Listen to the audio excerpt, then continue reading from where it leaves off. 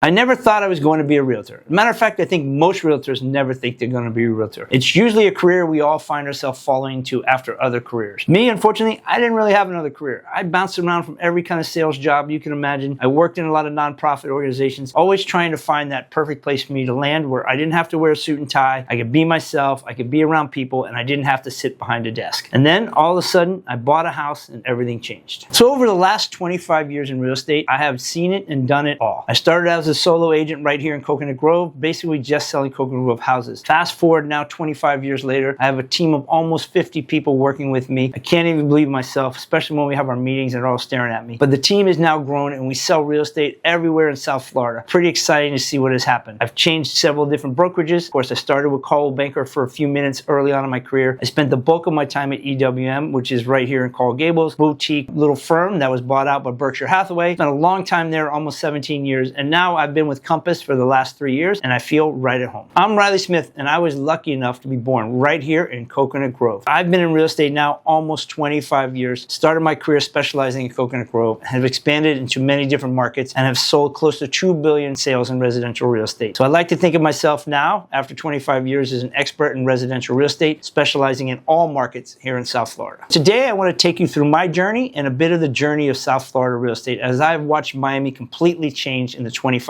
years I've been here. So we're going to start from the beginning and walk you through my journey to becoming the realtor I am today. A lot of people, when they meet me and talk to me now, assume that I always wanted to be a realtor because I love being a realtor. But really, nothing could be farther from the truth. One random home purchase for myself right here in Coconut Grove kickstarted my entire career. If I go back before real estate and look at my life and try to tell this story quickly, I would tell you I spent a lot of time trying to work different jobs, make some money, and go out and travel the world and do a lot of crazy things. I was into rock climbing and mountain biking, scuba diving. I just had a yearning to get out and see the world and do a lot of fun things. And I just couldn't find a job that would allow me to do all of that. I was always struggling to find the job that would give me the freedom to do the things I wanted to do, but of course make enough money to make a living. My entry into real estate was a lot different than most people's. The first time I ever got it and even heard or thought about real estate when I was ready to go out and buy my own home right here in Coconut Grove. One of my really good friends at the time was a realtor. He helped me find the home. Everything went very smoothly, or at least I thought, because he was so good at his job, it seemed like it was a very easy job. Now I know, not quite so easy. But after the end of the process, when we closed on it, I kind of looked at him and I looked at how much money he was making on the deal. I really thought maybe, just maybe, this is something I can find myself doing for a long time. Quickly, I got my license and jumped right in. What made me think I could actually become a realtor is because I realized talking to him, real estate really was about people. And I am a people guy, if you know me. I love talking. I love listening to people, hearing their stories. I love fixing and solving problems. I'm a little bit competitive, and there's a lot of competitive nature around the real estate space. So all these things gave me the idea that this might be the perfect career for me finally after 36 years of looking. The one thing about real estate that nobody tells you about is how scary it is when you jump into a commission-based business. There is no floor. The beauty is there is no ceiling. So not having an income and not having a paycheck was very scary, but I have been one to always bet on myself, and so I was willing to take the chance to see if this could be something that would give me a lifestyle that I've always wanted. Once I got my real estate license, I was very fortunate to land at Coldwell Banker with my good friend who was working there, and there was also a couple amazing mentors that are still in the business that helped me understand and navigate the intricacies of real estate. They don't teach you anything in real estate school. All they teach you is how to pass the test. They absolutely do not teach you how to find any business or how to do any business. So having the right mentors there was unbelievable for me, and it was an exciting 2 years. But what was really exciting for me was my best friend. My best friend was waiting for me to get my license. So I'm one of the few people who sold a home within a week of having their license. And man, can I tell you, I thought I was on top of the world. I thought I was going to be selling real estate every day. It was going to be incredibly easy. So literally within a week of having my license, I wrote my first contract for my best friend, and he purchased that home. Thinking that was going to be amazing. Fast forward, for the rest of the year, I practically starved to death. I barely had any business. I was trying open houses, knocking on doors, talking to everybody. Nobody wanted to hire me. And I couldn't understand it. I thought, I came from Miami. I'm born here. My parents knew everybody. I thought for sure all of their friends and family were going to hire me. And I quickly came to the realization that finding clients who know, like, and trust you in the real estate space was incredibly hard. So slowly but surely, we started to make our ways. Lots of open houses, lots of rentals. These are how just about everybody starts. But once my business started going, there was a real transition point, several of which we'll talk about. The first one one was when I hired my mother-in-law. Yes, you heard that right. But when I hired her, she was not my mother-in-law. So Sandy is someone who's been in my life for a very, very long time. She was a friend of the family and knew my parents. As my business was starting to grow, I knew I needed to leverage. There was a lot of things I wasn't very good at and I needed help with. So she was a perfect person to jump in and join my team and help me build my real estate career. Little did I know that she was going to introduce me to her daughter 6 months later. We were going to fall in love, and we've been married now 20 years. So that was really the start of my journey and the growth that I had in real estate. As I got Sandy on board, shortly after we got married, Kelly and I, and she decided to join the team, and the three of us embarked on this real estate journey together. One of the biggest turning points for me was figuring out that I didn't need to sell real estate all over Miami. And I really needed to, and I think this is a mistake that a lot of young new agents make. They just go wherever the business takes them and they spend their entire career running all over the place. I was very lucky that we figured out that if we could narrow our focus and dive deep right here in Coconut Grove, where I'm born and raised and I knew everybody and knew every house, that might give us a competitive advantage. That was the first big turning point in our career, as we decided we were going to try to become listing agents in Coconut Grove and solely focus on Coconut Grove for a long time. Lucky for me, I think I had an advantage of most people trying to sell in Coconut Grove. Although I was new to the business, very few people were born here and have seen everything that's happened. I was a kid who had great freedom back in the day. I lived on my bike. I knew every street, every shortcut, and pretty much every house that was in Coconut Grove. I had friends all over the area, so I was lucky to have the understanding of the geography of Coconut Grove and the makeup of Coconut Grove from living here so long. And by the time I bought my first house, I had already rented in several different parts of the Grove, so I could tell everybody about the vibe, and I could tell everybody what it was like to grow up here and live here in the Grove, and I think that gave me a real distinct advantage. I remember very early on when we took out a full-page ad in the Miami Herald. Yes, we used to advertise in the Miami Herald, and people used to read the newspaper. And the ad was this incredible, cool shot that we did. We took a picture of the entire earth, and then we put right in a little dot where Coconut Grove was, and we came up with the phrase hyper-local. I was one of the first people to use that in the real estate space, and we decided we were going to tell the world that we were going to specialize in Coconut Grove, and that was going to be our thing. It took me a little while to get my head around trying to just be a local expert, but then when I started trying to figure out all the numbers and all the deals and what was happening and really understanding the landscape of just Coconut Grove, I understood how enormous that was. I also realized I wasn't going to be doing my clients any favors and maybe even a disservice if I was running to all these different neighborhoods that I didn't have a solid base and understanding of. It's a little scary, but of course there are worse communities to be a part of. I'm very blessed. Coconut Grove is now, of course, one of the hottest real estate markets in the country. We didn't know that was going to be the case at the time, but we knew we loved living here. We knew we wanted to tell a story, and we knew we were from here. So those things gave us the confidence to just sort of narrow our focus down. What made Coconut Grove so special back then was its people. The Grove has changed a lot. We're talking almost 25 years ago. But 25 years ago, it was a real small, tight-knit community. Everybody knew everybody. Lots of people were involved. Everybody from the schools and the churches and everybody. You just had a sense of community and family that was pretty incredible in Coconut Grove. And I think that also helped me jump in, because once I met one person, they would introduce me to 10 other people. And quickly, I got to know so many people right here in the Grove. Just as we were getting going, just as we had a baby, and just as we bought a new house, guess what happened? You all know the answer. The great crash happened right in the very beginning of my real estate career. This couldn't have been more devastating for us and our family. We didn't know what we were going to do. We didn't know if anybody was ever going to buy a house ever again. But we had a big moment of panic. It took us a little bit of time to catch our breath, to calm ourselves down. And one of the stories I always tell everybody is, I'm very blessed. One of the best things I ever learned in college was from my economics professor. And he basically told me, watch for trends. When everybody's running in one direction, you need to run in the other direction. I thought about that a lot. And we started realizing that even in our little mailbox, we were no longer getting any of the mail from the top people who dominated Coconut Grove. Everybody was struggling. Everybody was pulling back. They were stopping the market. There was very, very little happening in the Coconut Grove real estate space. It was kind of a stuck market. And the 2 or 3 big players who dominated the market, who had all the lion's share of inventory, they literally pulled back all of their spending, and it sort of opened a window for my wife and I to jump right in. So we made a decision that we were going to go all in. We took literally every single penny we had and every penny anybody would lend us and pushed it all on the table and said, we're going to make it, or we're going to probably have to file for bankruptcy. But that was really, for us, there was no choice at that moment. We saw a window of opportunity that we could get a foothold in Coconut Grove while no one else was marketing or advertising. So we put all our money together. We made as many mailers as we could. We spent a lot of nights walking around stuffing those mailers in people's mailboxes because we couldn't afford postage. But we wanted to be out there and we wanted to be everywhere, and especially at this time when no one else was really focusing on the marketing in Coconut Grove. And it gave us a great window of opportunity. We got one listing and we got another. And the next thing you know, we started picking up inventory and we started becoming a recognized brand in the Grove. One day we were lucky enough to be in a sales meeting at EWM when they had brought this guy from California. He comes in, he's talking about this new thing that's starting to happen around the country, but it had never been talked about here in South Florida. It was called real estate blogs. blogs, and he specialized in helping people build real estate blogs. We didn't understand it. We really didn't know what he was all about, but we found it kind of interesting, and lucky for me, my wife was an amazing writer. After talking it over with different people here or there, we finally decided to open up and launch one of the very first real estate blogs here in Miami, not just in Coconut Grove. Surely we were the first and best in Coconut Grove, but we decided to call it the Real Estate Coconut. And what happened back then? Real estate landscape was completely different. There was no Zillows and Redfins. It was impossible for the consumer to get any information. Only the realtors had access to the information on the MLS. Only realtors knew what was for sale and what wasn't. You'd have to look in the newspaper, for God's sakes, if you were out there trying to find a house on your own, or just drive around and look at open houses. Premise behind the real estate blog was we were going to collect the data, we were going to be the Coconut Grove specialist, and then we were going to write a blog every single day. I think my wife was writing 1, 2, and 3 blogs a day even, and we wrote several thousand of these things over the course of a couple years. And what happened was, as we started giving the information away and people were finding this information online organically, remember back then it was an organic Google search, nobody was paying to play, so we were coming up first in almost all Google searches related to Coconut Grove. And before we knew it, the buyer inquiry and people coming in and hiring us because of the information we were giving out was completely changing our business. I'll never forget showing houses and other agents would say, make sure you read his blog, The Real Estate Coconut. You'll learn everything you want to know about Coconut Grove. That gave me great satisfaction, but it really cemented ourselves as the authority figure here in Coconut Grove. Our business has been totally different ever since.